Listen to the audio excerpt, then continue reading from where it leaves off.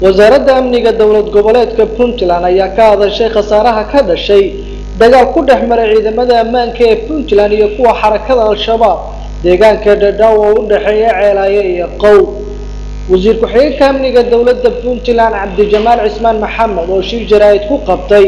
xafiiska qaybta gobolka Bari ee magaalada Boosaaso ayaa ka hadlay khasaaraha labada dhinac ee Puntland iyo al-shabaab ka soo gaaray dagaalka.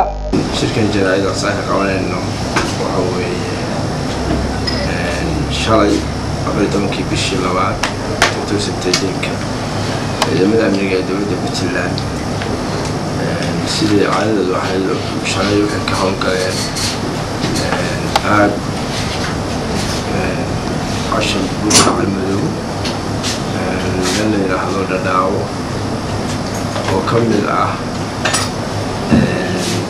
كله واقع مقالة عيالعيو اللي